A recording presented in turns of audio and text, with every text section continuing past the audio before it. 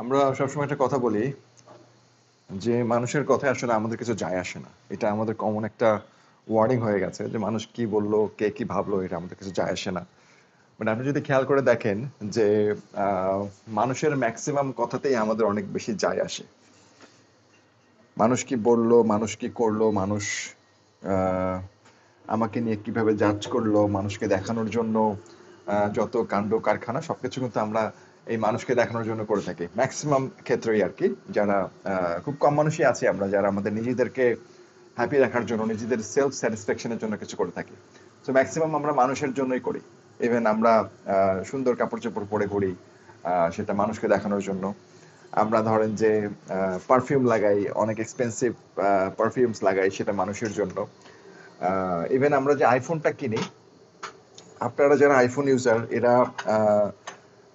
90% আপনাদের ইউজেস বুঝাইতে পারবেন না যে কেন আমি আইফোনটা ইউজ করছি, এটা আমার স্পেসিফিক ইউজেসটা কোথায়, আমি কোথায় বেনিফিটেড হচ্ছি, আদার দেন ব্র্যান্ড ভ্যালু। যে ব্র্যান্ড ভ্যালুটা আপনার ভ্যালুটাকে হাইলাইট করে, আপনার ভ্যালুটাকে ইনক্রিজ করে। তো আপনি চিন্তা করেন, সুন্দর জামা কাপড় পরে আমরা বাইরে বেরোচ্ছি, যদি এই দুনিয়ায় এরকম হতো যে দুনিয়ায় আর কোনো আমি ফোনটা একটু ক্লিপ করি এখানে, লাইক যদি আপনি চিন্তা করতেন যে দুনিয়ায় অ্যাকচুয়ালি আর কোনো মানুষ নাই, শুধুমাত্র আপনি একাই আছেন, তো সেই ক্ষেত্রে আপনি কি এত সুন্দর সাজুগুজু করে বাইরে বেরোতেন কিনা? আবার ধরেন যে আপুরা যারা আছে, এত মেকআপ, এত ডেকোরেশন, সো এই জিনিসটা আপনারা করতেন কিনা যদি আপনাদের মনে হতো যে দুনিয়ায় আর কোনো মানুষ নাই, শুধু আমি একাই আছি? তো এটা খুব ভাববার একটা বিষয় যে আসলে আমরা আমাদের দৈনন্দিন কাজকর্মের ম্যাক্সিমামটাই মানুষের জন্যই করছি। মানুষ কি বলছে, মানুষ কি বলবে, মানুষ কি মনে করবে, মানুষ আমাকে কতটুকু প্রায়োরিটি দিল, মানুষ আমাকে আহ, ভালো বললো কিনা খারাপ বললো, সবকিছুই আসলে আমাদের যায় আসে। তো আমার মনে হয় না যে আমরা আসলে এই ডায়লগটা আর ফিউচারে মারি যে না, মানুষ কি বললো তাতে আমাদের কিছু যায় আসে না। ডেফিনেটলি আমাদের অনেক যায় আসে। প্রত্যেকটা কথাই আমাদের যায় আসে। এই যায় আসে বলেই আমরা আম, একজনের রিপ্লাই করি, কমেন্টের পর কমেন্ট করে যাই, কাউন্টার ভিডিওস তৈরি করি, তারপর আর্গুমেন্ট সৃষ্টি হয় জেতার জন্য, মানুষের সাথে কম্পিট করার জন্য, শুধুমাত্র সবকিছু মানুষের জন্য। আদারওয়াইজ আমরা কিন্তু খুব সহজেই আমাদের ইনার পিসটাকে যদি আমরা ফিল করতে পারি, আমাদের এত ঝামেলায় যাওয়ার প্রয়োজনীয় হয় না। এই মানুষের জন্যই আমাদের যত কম্পিটিশন, যত হায়ার অ্যাক্সেসরিজ, যত হায়ার ভ্যালু ক্রিয়েট করা। একটা গাড়ি কিনছি সেটা মানুষকে দেখানোর জন্য, কারণ ওর থেকে কম দামি গাড়িতেও আমার হয়ে যেত, বাট আমি একটা ব্র্যান্ড কিনছি শুধুমাত্র নিজের ব্র্যান্ড ভ্যালু বাড়ানোর জন্য, মানুষের কাছে এক্সট্রাঅর্ডিনারি কোন একটা কিছু দেখানোর জন্য। আপনি খেয়াল করে দেখেন, হয়তো বা আপনি মানুষটা নন, বাট আপনার চারপাশে এইসব মানুষ দিয়ে ভরা, আমার চারপাশে এইসব মানুষ দিয়ে ভরা। এবং ক্ষেত্র বিশেষে আমি নিজেও অনেকটাই এরকম ভাবে চিন্তা করতাম, হয়তো বা এখনো করি, নোবডি নোজ, বাট স্টিল আমি চেষ্টা করছি এর থেকে বেরিয়ে আসার। তার মানে কি, তার মানে কি আমরা মানুষের কথায় কান দিব না, নাকি মানুষকে কি বললো আসলেই ভাববো না? না, ব্যাপার আছে যেগুলো মানুষের আহ, কথায় কান দিতে হয়, যেগুলো সেলফ ইমপ্রুভমেন্টের জন্য, যেগুলো ধরেন নিজের নিজের যে সমালোচনা, প্রোডাক্টিভ যে ডিসকাশন হয়, সেটা অবশ্যই আমি শুনবো। আমার যে দোষগুলো আছে বা আমার যে প্রবলেমগুলো আছে বা আমার যেগুলো শুধরানো উচিত, সেই কথাগুলো মানুষের আমি শুনবো। কিন্তু সেইগুলো কখনোই শুনবো না যেগুলো কম্পিটিশনের লেভেলে নিয়ে যায় আমাকে।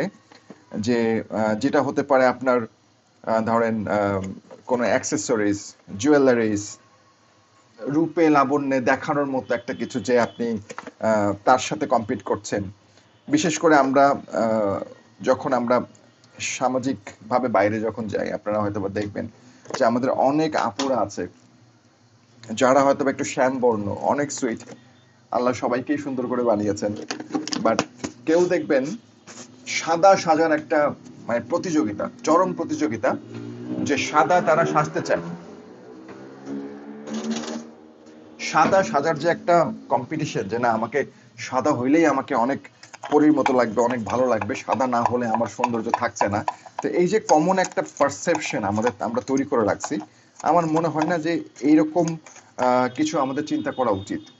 আমাদের ধর্মেও কিন্তু ব্যাপারগুলো খুব স্পেসিফিক্যালি বলা আছে যে তুমি তোমার তাকদীরের জন্য চেষ্টা করো, এবং আল্লাহ তোমার যে প্রচেষ্টা সেটার উপর বারাকা দিবে। সবার আগে তোমাকে মাইন্ডসেট করতে হবে তুমি যা আছো সেটা নিয়ে তুমি হ্যাপি থাকো। আগে সেটা নিয়ে তোমাকে হ্যাপি থাকতে হবে, তারপরে তোমার হ্যাপিনেসটা গ্র্যাজুয়ালি বাড়াইতে হবে সঠিক কাজের মাধ্যমে, সঠিক পারপাস খুঁজে, অপচয় করার মাধ্যমে না। সো এই যে আমি যেরকম আসলে আমাদের সমাজটা আমরা এরকম বানাই ফেলছি, লাইক এই সমাজটার কারণেই কিন্তু আমরা এই কম্পিটিশনে, এই প্রতিযোগিতায় আমরা নেমেছি। কারণ দেখেন, আমি যদি আজকে একটা কমিউনিটিতে গিয়ে আমি যদি আমার আইফোনটা টেবিলের সামনে না রাখতে পারি, তাহলে আমার জাত থাকে না, আমার মান সম্মান থাকে না। সো ইত্যাদি অনেক কারণে কিন্তু আমরা দেখা যায় যে এই কম্পিটিশনের মধ্যে পড়ে যাই, এবং পড়ে গিয়ে আমরা আসলে বড় ধরনের একটা লাইফ রিস্ক নিয়ে ফেলি। লাইফ রিস্ক বলবো এই কারণেই, কারণ এই কম্পিটিশনটা হচ্ছে শুধুমাত্র ঊর্ধ্বমুখী। কারণ এখানে আপনি কখনোই একটা লেভেলে যেতে পারবেন না, কারণ কেউ না কেউ সবসময় আপনার থেকে বড়লোক থাকবে, কেউ না কেউ সবসময় আপনার থেকে অতিমাত্রায় শো অফ করবে, যেটা আসলে কম্পিট করার মতো নয়। সো এটার সব থেকে বেস্ট আইডিয়া হচ্ছে আমি যদি আমার যা আছে সেটা নিয়ে সন্তুষ্ট থাকি, এবং মানুষ কি করছে, কিভাবে করছে, টেকনিক্যাল যে ব্যাপার স্যাপারগুলো আছে সেগুলোকে নিয়ে যদি আমি স্টাডি করে আমার নিজের অবস্থানটাকে পরিবর্তন করার চেষ্টা করি বা চেষ্টা করতে চাই, আমার মনে হয় সেটাই সব থেকে বেটার একটা ব্যাপার হবে।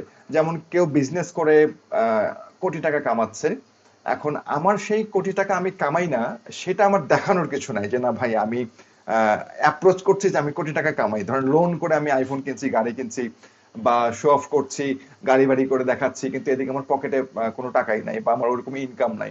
তো সেটা আমার মনে হয় না প্রয়োজন আছে। বেটার হয় আপনি ওনাকে স্টাডি করেন, উনি যদি আপনার কাছের কেউ হয়, এই দুটা টিপস নেন, গিয়ে দুটা কথা বলেন, এবং তারপরে আমার মনে হবে যে আপনি তার সাথে ডিসকাস করলে বা তার মতো লাইফস্টাইল ফলো করলে আমার মনে হয় যে আপনিও আস্তে আস্তে সেই দিনটাকে অ্যাচিভ করতে পারবেন। It's a common process, but lengthy process. কারণ সাকসেসটা আসলে ওভারনাইট আসে না। আর বিশেষ করে আপুদের কথা বলবো, আপুরা সবসময় এটার পিছনে ছুটে, আমি দেখছি যে লাক্সারি কিছু বা এমন কিছু যেটা তাদের প্রয়োজন নাই, এগুলো অপচয়। তো এই অপচয়গুলো আমার মনে হয় আমাদের সবারই বন্ধ করা উচিত ভাই। আমার চা হয়ে গেছে, চা বানাতে এসেছিলাম, একটু কাজে ব্রেক নিয়েছিলাম, ভাবলাম যে আপনার সাথে একটু আহ বিশেষ কিছু থট নিয়ে কথা বলি। তো এটা আমার বড় একটা থট, কারণ আপনি যখন আপনার সাধ্যের মধ্যে সবটুকু সুখ খুঁজে পাবেন, তারপরে কিন্তু আপনার সুখের আর কোনো চাহিদা থাকবে না। দেখবেন উপরি যা পাচ্ছেন তাই অ্যামেজিং একটা ব্যাপার, যেটা আপনার এক্সেসিভ মনে হবে, ও মাই গড টাইপের কিছু একটা মনে হবে।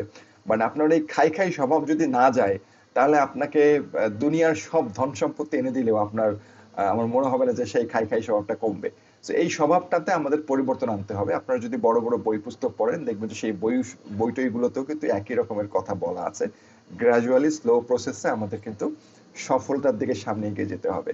তো এটুকুই ছিল আজকের কথা। ইনশাল্লাহ সামনে আরো কোনো প্রোডাক্টিভ টপিকে কথা হবে। আপনারা একটু জানান যে এরকম মানুষগুলো আপনারা দেখেছেন কিনা, বা আজকে থেকে আমরা একটু চেঞ্জ হতে পারি কিনা এই সেক্টরে নিজেদের সাধ্যের মধ্যে সবটুকু সুখ খুঁজে পাওয়ার জন্য। ধন্যবাদ। আসসালামু আলাইকুম।